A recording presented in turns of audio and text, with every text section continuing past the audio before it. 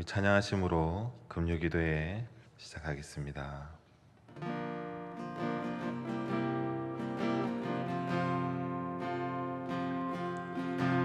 생명과 바꾼 주의 사랑을 잊지 않게 하소서. 나를 위해 흘렸던 주의 눈물 잊지 않게 하소서. 주의 긍휼과 주의 선하심 내가 묵상하오니 내 영혼 위에 베푸신 주의 은혜 잊지 않게 하소서. 감사합니다. 주님 고맙습니다. 그 사랑 때문에 그 눈물 때문에 주 앞에서 예배합니다. 생명과 바꾼 주의 사랑을 잊지 않게 하소서. 나를 위해 흘렸던 주의 눈물 잊지 않게 하소서. 주의 긍휼과 주의 선하심 내가 묵상하오니 내 영혼 위에 베푸신 주의 은혜 잊지 않게 하소서. 감사합니다. 주님 고맙습니다. 그 사랑 때문에 그 눈물 때문에 주 앞에서 예배합니다. 감사합니다. 주님 고맙습니다. 그 사랑 때문에 그 눈물 때문에 주 앞에서 예배합니다.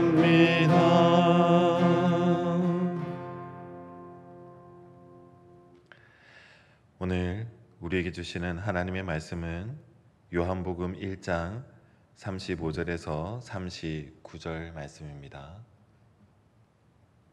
요한복음 1장 35절에서 39절 말씀입니다. 말씀 제가 봉독하겠습니다. 또 이튿날 요한이 자기 제자 중 두 사람과 함께 섰다가 예수께서 건의심을 보고 말하되 보라 하나님의 어린 양이로다. 두 제자가 그의 말을 듣고 예수를 따르거늘 예수께서 돌이켜 그 따르는 것을 보시고 물어 이르시되 무엇을 구하느냐. 이르되 랍비여 어디 계시오니이까 하니 랍비는 번역하면 선생이라. 예수께서 이르시되 와서 보라. 그러므로 그들이 가서 계신 데를 보고 그날 함께 거하니 때가 10시쯤 되었더라. 아멘.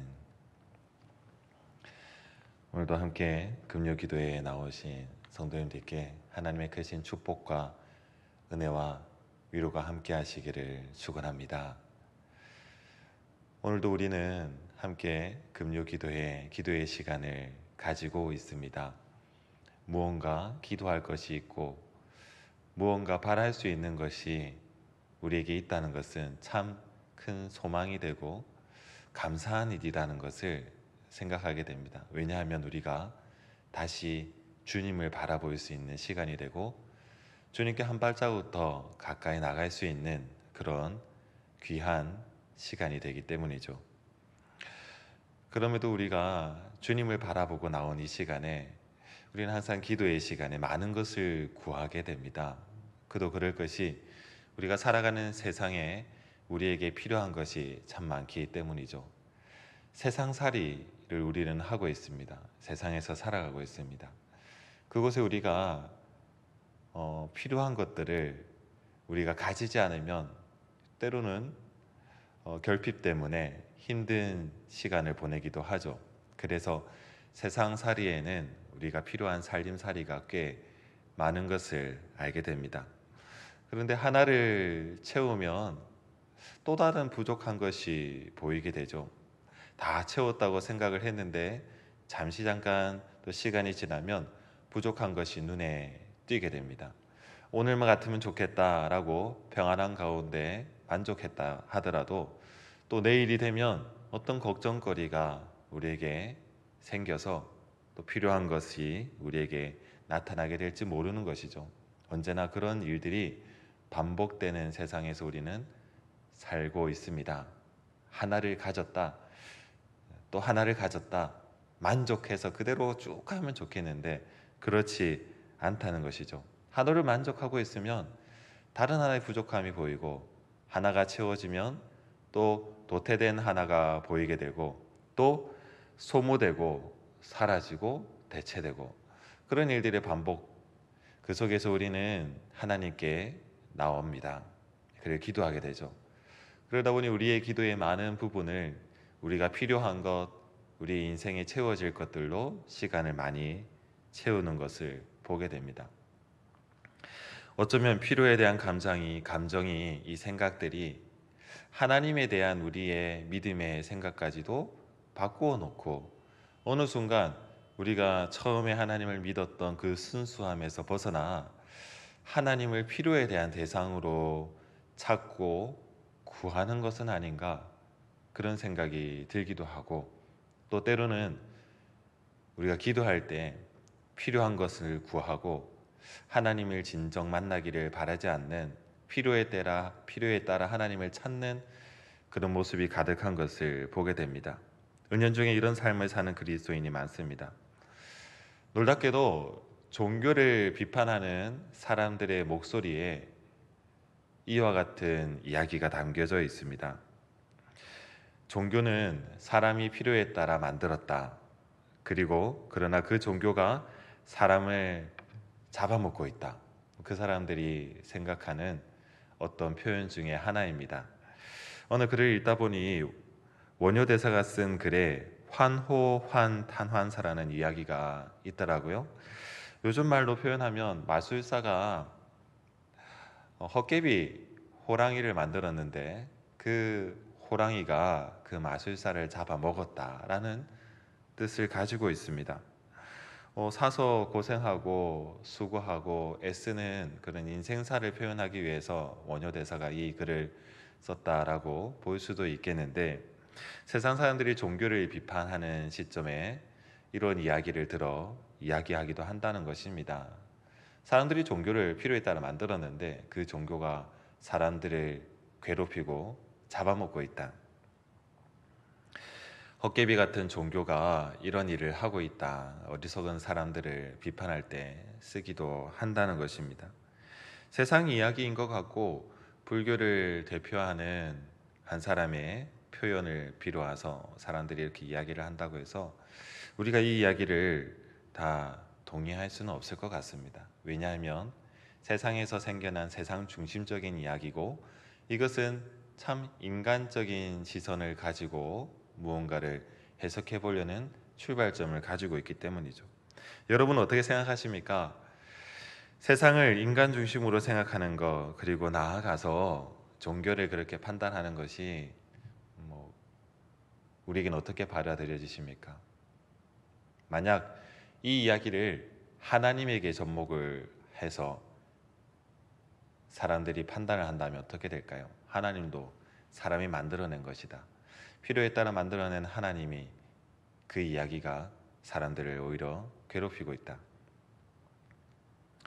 이는 전혀 성경적이지 않다는 것을 우리는 확고한 신념으로 믿고 있습니다. 이와 같은 이야기는 세상적인 기준이지 전혀 하나님의 말씀이 우리에게 가르쳐주는 바가 아닌 것이죠. 그런데 여전히 우리가 하나님을 찾을 때 하나님을 필요에 따라 구하는 모습은 어쩌면 성경적이지 않은 이야기 속에 우리가 빠져 들어있다는 것입니다. 성경에서 이야기하는 본질이 아닌 세상적인 기준을 가지고 하나님을 늘 찾고 하나님을 바라고 필요에 따라 구하는 것, 세상에서 바라보는 종교를 비판하는 이야기와 다른 것이 없다는 것이죠. 우리는 조금 그 생각을 다시 바로잡을 필요가 있겠습니다. 오늘 요한의 제자들이 예수님을 찾아왔습니다. 요한과 함께 서 있던 두 명의 제자가 요한의 어떤 이야기를 듣고 예수님께 찾아왔습니다. 예수님께서 길을 가시다가 그들이 따르는 것을 보시고 그들에게 물으셨습니다. 무엇을 구하느냐? 오늘 말씀의 제목입니다. 무엇을 구하느냐? 예수님을 따라 나온 사람들에게 예수님께서 이런 질문을 하신 이야기는 없으셨어요. 근데 요한의 두 제자가 예수님 앞에 섰을 때 예수님께서 무엇을 구하느냐라고 이야기를 처음부터 묻고 계신 것입니다. 제테이테라고 말을 사용하여서 이 단어를 풀어서 쓰고 있는데, 구하느냐, 제테이테, 이 뜻이 무엇이냐면 어떤 목적을 가지고 무언가를 찾는 것을 말합니다. 무엇을 찾고 있느냐, 목적이 있는 것이죠. 찾고자 하는 바가 있다는 것입니다. 그래서 발견하기를 위해서 열심히 무언가를 찾을 때에 제테이테라고 단어를 쓰게 됩니다. 두 사람에게 물으신 것입니다. 너희가 찾고 있는 것은 무엇이냐? 너희가 발견하고자 하는 것은 무엇이냐? 목적을 듣고 목적을 가지고 이곳에 섰을 것인데 그 목적을 듣고자 하는 것이 예수님의 질문이십니다. 무엇을 구하느냐? 무엇을 찾고 있느냐? 무엇을 발견하기를 원하느냐? 목적을 분명히 하라는 말씀이시죠. 37절에 두 제자가 요한의 말을 듣고 예수를 따릅니다. 그들이 따르는 모습을 보시고 예수님께서 물으신 것입니다. 무엇을 구하느냐? 오늘 우리가 이 질문을 우리의 질문으로 받아들일 수 있게 되기를 바랍니다. 예수님께서 물으십니다. 무엇을 목적으로 하느냐? 무엇을 구하느냐? 예수님 앞에 나온 우리에게 무엇을 구하느냐? 물으신 것이죠. 우리가 예수님을 바라는 마음을 바로잡으라는 것입니다. 목적을 분명히 하라는 것입니다. 그러면 오늘 우리가 예수님 앞에 섰을 때에 우리가 바라는 것이 온전치 않을 수 있다는 그 생각을 먼저 가져야 된다는 것이죠. 우리가 바라는 것이 정말 예수님께서 들으시고자 하는 그 대답에 우리가 올바로 서 있는 것인가? 올바른 목적을 가지고 예수님 앞에 나온 것인가? 세상 필요 때문에 나와서 무언가를 내가 찾기 위한 욕구 때문에 예수님 앞에 서서 예수님이 바라는 그 목적을 우리가 말하지 못하고 엉뚱한 것만 기도 제목으로 자꾸 삼고 있는 것은 아닌가? 오늘 문제가 될 수 있는 우리의 시점입니다. 스스로에게 질문을 던져볼 필요가 있는 것이죠. 마치 주님을 우리의 그 부족한 소유를 채울 수 있는 대상으로 찾는 것은 아닌지, 지갑 속에 넣어두면은 마음 든든한 어떤 값어치 있는 카드, 골드 카드라든지 그런 값비싼 물건으로 예수님의 이름을 사용하는 것은 아닌지, 우리가 가진 믿음을 가방에 넣어둬서 필요에 따라 꺼내 쓰는 것은 아닌지 우리가 다시 한번 생각해 볼 필요가 있는 것입니다. 사실 요한의 두 제자, 그 중에 한 사람은 안드레라고 성경에서 표현을 하고 있습니다. 우리가 잘 알고 있는 사도였던 그 안드레입니다. 그가 예수님을 따르는 두 사람 중에 한 사람입니다. 나머지 한 사람은 누구인가요? 오늘 요한복음을 지었던 사도 요한이라고 해석을 할 수 있습니다. 그 이름이 드러나지 않은 한 제자와 안드레가 예수님 앞에 섰습니다. 예수님께 나온 것은 세례 요한의 말 때문이었죠. 보라, 세상 죄를 짊어지고 가는 하나님의 어린 양이로다. 보라, 하나님의 어린 양이로다. 그 이야기를 두 번이나 들었던 제자들은 예수님을 따라가 보기로 합니다. 예수님께 나온 것이죠. 예수님께 나와서 그의 이야기를 듣고자 하는 것입니다. 안드레가 세 아들 요한을 따르고 있었다는 것은 이미 그가 어떤 진리에 대한 욕구가 그 가운데 있었다는 것이죠. 그래서 무언가를 더 발견하고 싶고 깨닫고 싶고, 그래서 진리를 알고 싶어하는 마음이 안드레에게 있어서 그 광야에까지 찾아가서 세례 요한이 가르쳐주는 회개의 이야기를 듣고 가르침을 들었다는 것입니다. 그런데 그 이야기를 듣다 보니까 세례 요한은 자신이 어떤 선지자다, 자신이 어떤 뛰어난 사람이라 결코 이야기를 하지 않는 것입니다. 그는 주의 길을 예비하는 자다, 광야에서 외치는 자의 소리다라고 자신을 표현하고 있는 것이죠. 그 이야기를 들었던 안드레의 직업은 어부였을 것입니다. 그의 일과를 마치면 언제나 광야에 나와서 그 이야기를 듣기 위해서 열심을 다했다는 것을 우리는 생각해 볼 수 있죠. 세례 요한의 이야기를 들었던 안드레는 그가 누구인가, 내가 찾고자 하는 이 진리의 끝에 어쩌면 서 있는 그가 누구인가, 메시아는 누구인가, 거기에 대한 의문이 있었을 것입니다. 알고 싶었을 것이죠. 진리를 더 알고 싶어하는 마음이 안드레에게 있었을 것입니다. 충분히 그렇게 생각해 볼 수 있습니다. 그렇게 시간이 지나는데 드디어 세상 죄를 짊어지고 가는 하나님의 어린 양, 하나님의 어린 양이라는 것은 메시아를 상징하는, 그들이 그렇게 기다렸던 그 진리의 정점에 서 있는 메시아를 상징하는 표현이거든요. 그래서 안드레는 그 이야기를 듣고 예수님께로 나온 것입니다.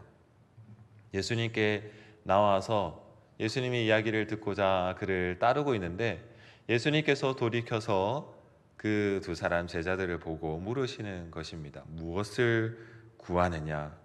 목적을 분명히 드러내라. 예수님께서 들으시고자 하는 그 이야기가 무엇인지 안드레는 그 자리에서 생각을 했어야 되겠죠. 그리고 이 이야기를 듣는 우리도 오늘 다시 한번 우리의 신앙의 출발점에 서서 예수님께서 듣고자 하시는 그 이야기가 무엇인가 생각해 볼 수 있어야 된다는 것입니다. 안드레는 요한의 가르침을 따라 바른 길을 잘 따라온 것 같습니다. 그리고 마침내 예수님 앞에까지 섰습니다. 그리고 예수님이 묻는 질문에 대해서 다시 한번 고민하게 되었을 것입니다. 오늘 우리가 나름 신앙생활을 해오고 긴 시간을 달려왔다 치더라도 우리 다시 한번 그 출발점에 서서 예수님의 음성을 다시 한번 집중해서 들어볼 필요가 있는 것입니다. 우리의 기도와 마음의 자세가 안드레와 같이 쭉 예수님을 따라와서 예수님이 바라시는 그 질문에 바른 대답을 할 수 있는 시점까지 와 있는지, 우리는 그렇지 못하고 안드레와 같이 아는지 우리 스스로 점검해 볼 필요가 있는 것입니다. 혹시 목적을 분명히 하지 못하고 예수님 앞에 서 있지는 않습니까? 허탄한 것을 구하고 또 바라고 또 채우기 위해서 예수님의 이름을 또 한 번 더 부르기 위해서 오늘 이 자리에 모인 것은 아닙니까?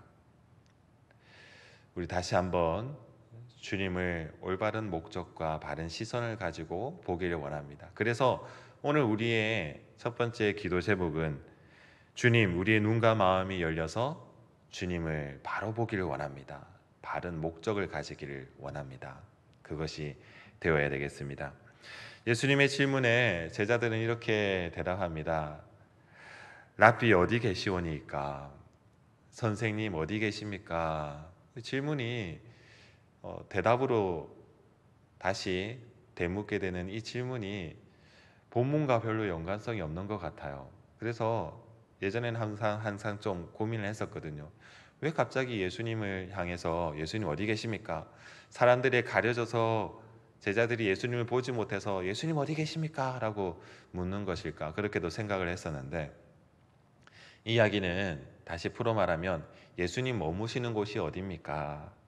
예수님이 지금 머물고 계신 그 집이 어디입니까? 예수님의 처소에 대한 이야기입니다. 예수님 어디 계십니까? 이야기를 통해서 지금 안드레와 다른 한 사람의 제자가 예수님에 대해서 더 알고 싶고 예수님에게 말씀을 듣고 싶어 한다는 것을 우리가 알게 되는 것이죠. 예수님, 내가 그토록 찾고 싶었던 그 진리에 대한 정점이 예수님께 있답니다. 메시아이신 예수님, 하나님의 어린 양이신 예수님, 예수님을 통해서 그 진리를 깨닫게 되기를 원하는 그 마음이 두 사람의 제자들에게 있었던 것이죠. 그래서 예수님에게 말씀을 드리는 것입니다. 예수님 어디 계십니까? 머무시는 곳이 어디십니까? 저희가 따라가서 진리에 대해서 묻고 가르침을 받고 싶습니다라는 그 의미가 들어있는 것이죠. 예수님은 그래서 와서 보라라고 말씀을 하십니다. 와서 보라, 따라와 봐라. 내가 어디로 가는지 알게 될 것이다. 그런 의미도 될 수 있습니다. 그리고 단순한 겉으로 드러난 의미만 보면은 내가 어디에 사는지, 어디에서 잠을 자는지 너희가 보게 될 것이다.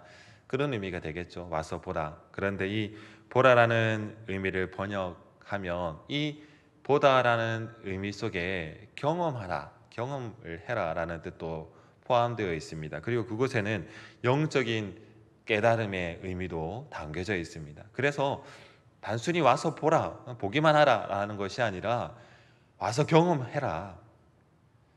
그리고 그곳에서 영적인 깨달음을 얻으라라는 그 의미가 함축적으로 담겨져 있는 것이죠. 예수님은 그렇게 그들을 부르시는 것입니다. 회심의 순간을 우리는 부르심이라고 이야기합니다. 거기에 우리 응답하는 것이죠. 두 제자는 요한의 제자였던 이 안드레와 한 사람의 제자는 이제 예수님께로 나와서 그에게 진리를 듣고 깨닫기를 원합니다. 그 마음을 가지고 어디 계십니까? 어디 머무십니까? 그때 예수님께서 와서 보라. 부르심의 순간들이 발생하게 되는 것입니다. 부르심에는 분명히 보여주시고자 하시는 영적인 깨달음과 의미들이 있습니다. 예수님께서 반드시 우리가 알기를 원하시는 영적인 깨달음과 그 의미들이 우리가 예수님을 찾아 나오는 순간에 있다는 것입니다. 우리가 바랄 것을 바라고 하나님, 내가 이것이 필요합니다. 예수님 이것을 주십시오. 내가 이것이 필요하니 예수님의 이름을 잠깐 쓰겠습니다. 이런 의미가 되어서는 안 되고, 우리가 나왔을 때 예수님께서 우리에게 주시는 와서 보라, 깨닫게 하여 주시는 영적인 의미에 대해서 우리가 집중하고 목적을 바로하고 그것을 받을 수 있어야 되는 것입니다. 안드레와 다른 제자가 예수님께로 가서 예수님이 머무시는 곳에 도착했습니다. 그리고 성경에는 그날 함께 그와 함께 있었다고 이야기를 하고 있죠. 예수님과 함께 머물면서 제자들이 무슨 이야기를 묻고 들었을까요? 진리에 대해서, 하나님 나라에 대해서 이야기를 묻고 들었지 않을까요? 왜 그것을 알 수 있을까요? 이 이야기가 끝난 다음에 안드레의 표현을 통해서 우리는 알 수 있습니다. 안드레는 그의 형제였던 시몬 베드로에게 찾아와서 메시아를 만났다라고 이야기를 하고 있습니다. 진리를 깨닫게 된 것입니다. 영적인 깨달음을 얻게 되었던 것입니다. 우리가 예수님을 부르고 예수님을 만날 때에는 우리에게 바라시는, 예수님이 원하시는 바도 이 말씀에 다 담겨져 있다는 것입니다. 우리가 깨달아야 할 바는 예수님이 바라시는 그것, 바로 영적인 깨달음, 주님이 그리스도시고 메시아시고 그곳에 영원한 생명의 비밀이 있는 그 영적인 깨달음을 우리가 갖게 되기를 원하는 것입니다. 그래서 우리도 이와 같이 되기를 원하는 마음으로 다시 한번 이런 기도 제목 우리가 같이 붙잡고 기도할 수 있습니다. 두 번째 기도 제목은 주님 앞에서 말씀을 듣기를 원합니다. 보기를 원합니다.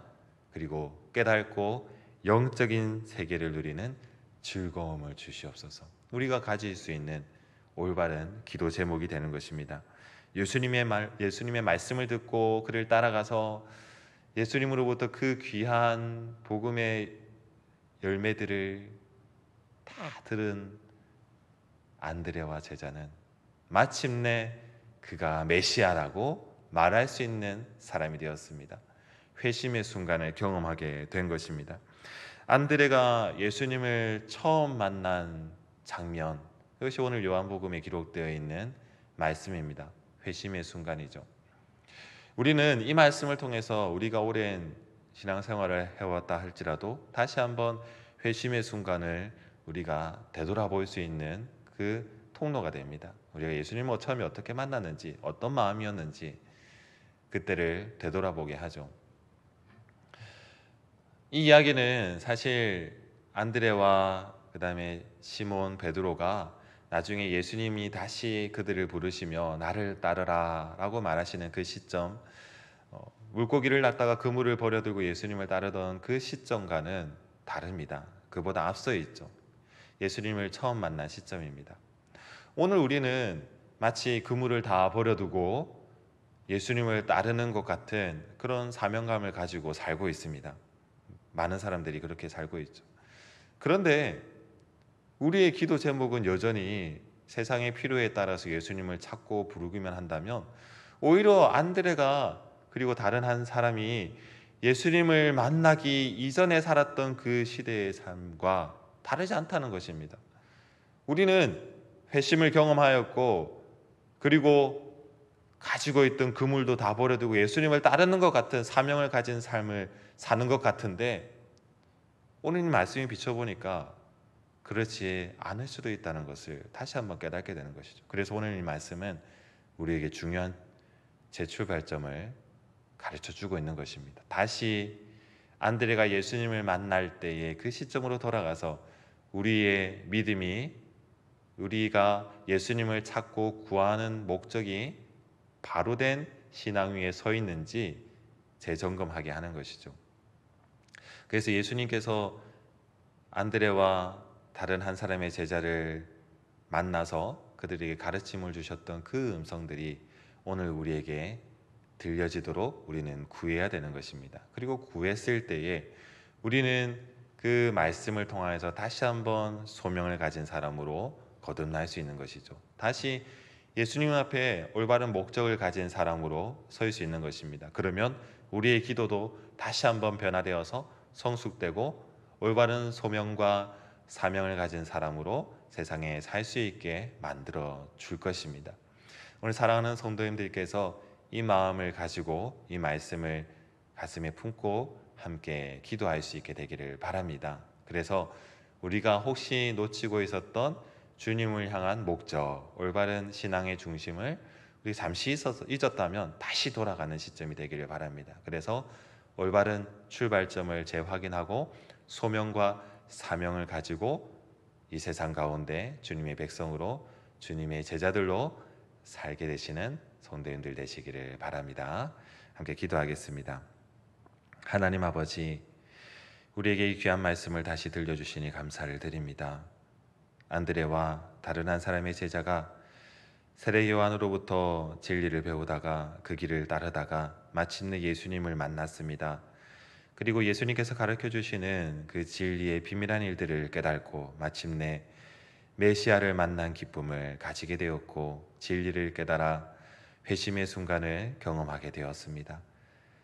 하나님 아버지, 우리에게도 이 마음을 다시 한번 회복시켜 주셔서 우리가 주님의 이름을 헛되이 부르고 잘못 구한 것이 있다면 다시 한번 용서하여 주시고 주님, 다시 회심의 순간으로 돌아가 주님을 제대로 부르고 찾고 구하고 목적을 분명히 하고 소명을 바로 할 수 있는 귀한 시간 되게 도와주시옵소서. 그러나 우리의 능력으로는 이룰 수 없습니다. 주님 제자들을 부르고 이끌어 주셨듯이 오늘 이 시간에도 우리를 부르고 다시 한번 이끌어 주시옵소서. 감사를 드리며 예수님의 이름으로 기도드립니다. 아멘. 우리 이 시간에 오늘 들으신 말씀을 가지고 함께 통성 기도를 하기를 바랍니다. 함께 기도하실 때에 주님, 우리의 눈과 마음이 열려 주님을 만나길 원합니다. 주님 앞에서 말씀을 듣고 깨닫는 영적인 세계를 누리는 즐거움을 주시옵소서. 우리 간절한 마음을 가지고 다 함께 통성으로 기도하시겠습니다. 하나님 아버지, 우리에게 다시 한번 믿음을 회복하는 시간 되게 도와주시옵소서. 주님께 나와서 날마다 기도할 때 우리의 눈과 마음이 열려서 제대로 된 목적을 보게 해주시고 주님 먼저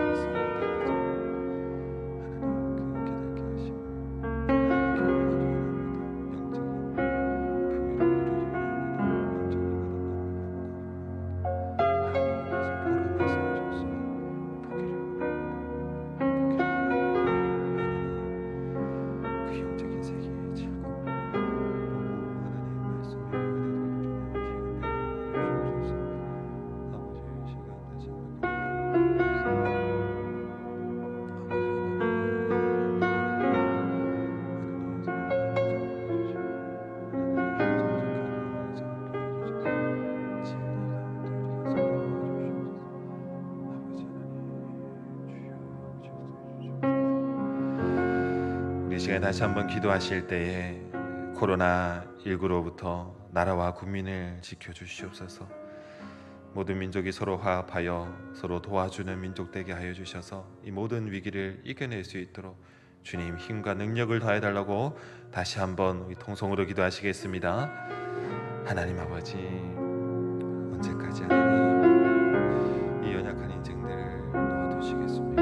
하나님 불쌍히 여겨주시옵소서. 하나님 많은 나라와 민족들이 또 우리나라가 하나님 민족들이 너무나 힘들어하고 있습니다. 이 백성들을 불쌍히 여겨주시옵소서.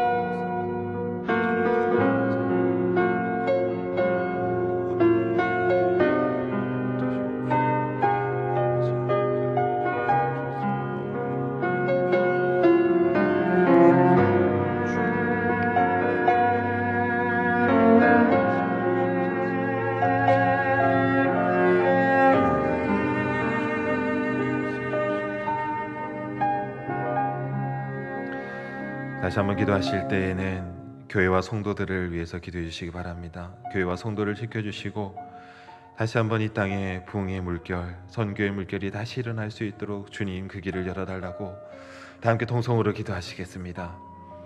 하나님 아버지, 이 어려운 시기에 하나님 교회도 성도도 똑같이 어려움을 겪고 있습니다. 하나님 세상에 동참하는 교회를 도와주시고 세상의 어려움에 하나님 같이 마음쓰고 기도할 수 있는 성도 될 수 있도록 도와주시옵소서. 하나님 아버지, 성도와 교회를 지켜주셔서 하나님 이 땅 가운데 다시 한번 하나님께서 세워주시는 부흥의 물결이 하나님 선교의 물결이 다시 한번 타오르게 일어나게 도와주시옵소서. 오 하나님 아버지, 역사해 주시옵소서. 주님의 귀한 역사가 이 땅 가운데 임하게 이루어 주시옵소서. 아버지 하나님 역사해 주시옵소서. 주님, 우리 마지막으로 자신이 가지고 있는 모든 개인적인 기도를 하나님께 올려드리시면서 오늘 계속 기도하심으로 금요 기도에 마치겠습니다. 함께 기도하겠습니다. 하나님 아버지, 우리 연약함이 있습니다. 하나님